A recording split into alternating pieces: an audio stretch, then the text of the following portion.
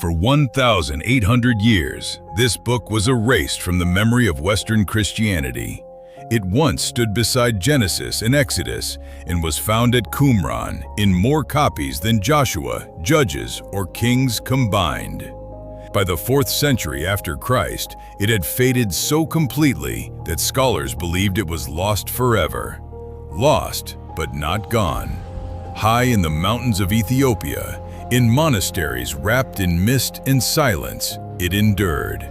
Monks copied its words by candlelight, generation after generation, preserving what much of the Christian world had set aside. What could make a book so controversial that empires suppressed it? What truth could challenge established authority so deeply that it was removed from common use? Tonight, we walk through the evidence, from the caves of Qumran to the councils of Rome to the highlands of Africa, seeking to understand how the Bible came to be. The story begins in the year 1947. A Bedouin shepherd near the Dead Sea threw a stone into a cave and heard pottery shatter instead of stone striking rock. Inside that cave, and others nearby, were manuscripts nearly 2,000 years old. About 900 scrolls were discovered, one of the greatest archaeological findings of the 20th century. Among them were 15 copies of a text called Jubilees. By comparison, only 4 copies of Samuel, 3 of Kings, and 1 of Chronicles were found. To the Qumran community, Jubilees was central, carefully copied and preserved. How then did a text once valued as sacred fade from much of Christian tradition? Historical evidence suggests the Book of Jubilees did not disappear by accident. It appears to have been set aside deliberately, not for lacking reverence for God, but because of its implications about religious authority. At Qumran, scholars found calendar texts describing a solar year of 364 days, exactly 52 weeks, divided into 4 seasons of 13 weeks each. In contrast, the Jerusalem Temple observed a lunar solar calendar of 354 days, adjusted periodically. This created a different rhythm for sacred observances. Jubilee states that misplacing holy days confuses the sacred and the unclean. The issue was not merely astronomy, but authority over sacred time and worship. The Qumran community chose separation rather than participate in what they believed was corrupted worship. Later Christian leaders appear to have adapted to existing systems, and Jubilees gradually receded from use. The text also presents a detailed account of angels and spirits. It describes heavenly hierarchies and the Watchers, angels sent to teach justice, who later became entangled with humanity. According to the text, their union produced the Nephilim. After the flood, their spirits remained. Evil is portrayed as operating under divine sovereignty, not outside it. Jubilees records that God instructed angels to teach Noah remedies and healing knowledge. Noah wrote these teachings and entrusted them to Shem, presenting him as a guardian of wisdom. For some early Christian thinkers, this complex portrayal of angels and mediated knowledge was difficult to harmonize with developing doctrine. Over time, the book fell out of common use. By the 4th century after Christ, when the biblical canon was more firmly recognized in the Latin-speaking church, Jubilees no longer shaped theological discussion in Rome. Yet in Ethiopia, it remained part of Scripture, read and preserved as part of religious inheritance rather than rebellion. The formation of the biblical canon unfolded through prayerful discernment within historical communities. The story of Jubilees invites humility and reflection on preservation, authority, and the development of tradition. Nothing here diminishes Scripture or overturns its authority. Instead, it reminds us that history and faith intersect under divine sovereignty, even in books that remain in the shadows. The manuscripts of Jubilees found at Qumran present a strict call to separation. The text commands complete separation from surrounding cultures and prescribes severe penalties for violating covenant boundaries.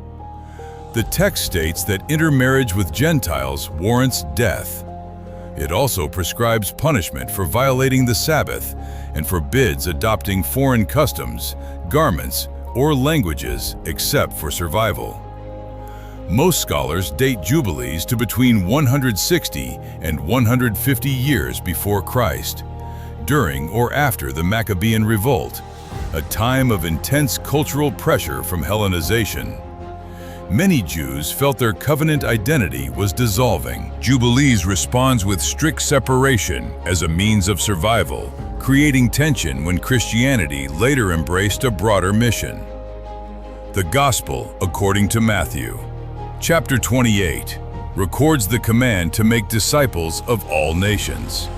This universal mission contrasts with Jubilees, which prohibits close association with Gentiles. The Apostle Paul taught that Gentiles could come to Christ without first becoming Jews. Early Christian leaders ultimately embraced a universal mission, leaving little room for Jubilees. Jubilees presents Isaac blessing Levi with enduring authority, elevating priesthood above royal lineage. This contrasts with the Gospels, which trace Jesus' lineage through Judah and David. The text portrays priestly authority as superior to monarchy. This structural difference created theological tension regarding how authority was understood in emerging Christian doctrine. The authors of Jubilees were likely priests, possibly connected to Qumran. Elevating priestly authority reflects a broader vision of society where sacred leadership stands above political power. For early Christian leaders navigating Roman rule, such rigidity may have appeared destabilizing. Over time, Jubilees was judged too polarizing and gradually fell out of common use. In Ethiopia, however, Jubilees remain preserved. Ethiopian Christianity developed along a distinct path and maintained a broader Old Testament canon than Protestant traditions. The Ethiopian Orthodox tradition includes 81 books in its Old Testament, preserving Jubilees alongside other ancient texts that were not retained in Western canons. Ethiopia's mountainous geography limited direct influence from Roman councils. Its historical ties to Jewish traditions also supported the preservation of texts emphasizing law and priestly authority. In that context, Jubilees' emphasis on separation did not appear foreign.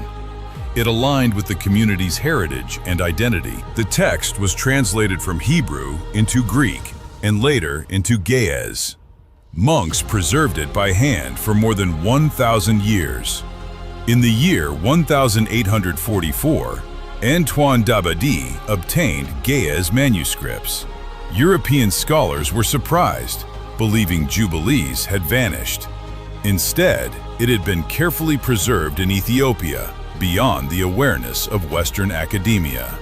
In the year 1947, discoveries in the Judean desert revealed 15 Hebrew manuscripts of Jubilees, nearly 2,000 years old. These discoveries confirmed the antiquity of the text and demonstrated that it had deep roots in Jewish history. It had not disappeared, but remained outside Western scholarly focus. The development of the biblical canon emerged through discernment within historical communities. Some texts were widely received, while others were preserved in quieter traditions. The Book of Jubilees invites reflection on history, authority, and preservation. It does not diminish Scripture, but encourages humility in understanding how tradition developed. The evidence was clear. Jubilees was not a fringe text. Devout Jewish communities of the first century preserved it alongside Isaiah, the Psalms, and Daniel, treating it with reverence. Archaeological study showed that its disappearance from much of Christian memory was gradual and historically complex, rather than sudden or dramatic. Jubilees was not set aside because it was false or erroneous. Historical analysis suggests it became difficult to integrate within developing theological and institutional frameworks. Its calendar questioned religious authority. Its detailed angelology did not align easily with emerging doctrine. Its strict separation from Gentiles complicated universal mission. Early Christian leaders faced a choice: preserve rigid tradition or cultivate a faith able to cross languages, borders, and cultures. Over time, texts supporting universality and structure endured. This development reflects institutional evolution rather than conspiracy. Communities that adapted expanded broadly, while others remained smaller and more isolated. Ethiopia provides a contrast. Geographic and political independence enabled preservation of a broader canon without pressure to standardize across a vast empire. Within the Roman world, Christianity became intertwined with imperial structures. A universal faith required flexibility across diverse cultures and legal systems. Jubilees emphasized uniform calendar observance, strict boundaries, and covenantal continuity. In an expanding multicultural church, such rigidity proved difficult to sustain. The formation of Scripture unfolded within history. Leaders discerning the canon were guiding communities that required cohesion, sustainability, and shared identity. Jubilees emphasized ethnic boundary, priestly authority, and strict continuity. As Christianity developed episcopal structures within the Roman context, those emphases became less central. In Ethiopia, however, monks preserved texts that had faded elsewhere. Their tradition maintained a form of Christianity more visibly rooted in ancient Jewish identity. Whether that trajectory would have narrowed or strengthened broader mission remains a matter for thoughtful reflection rather than simple conclusion. Questions remain about other ancient writings that faded from widespread use. Such questions do not undermine Scripture, but illuminate how revelation intersects with history. Scripture is regarded as inspired. Its recognition and preservation occurred within political and cultural contexts where human and divine history met. The story of texts not included in the canon sheds light on the historical path through which Scripture was transmitted and recognized within communities of faith. The same sovereign understanding that affirms inspiration also acknowledges the role of councils, debates, preservation, and historical process. Next, attention turns to the Book of Enoch and its account of angels imparting forbidden knowledge, a narrative that raised concerns in certain theological contexts. As inquiry continues, careful listening to both Scripture and history encourages humility and thoughtful engagement with the development of the biblical canon.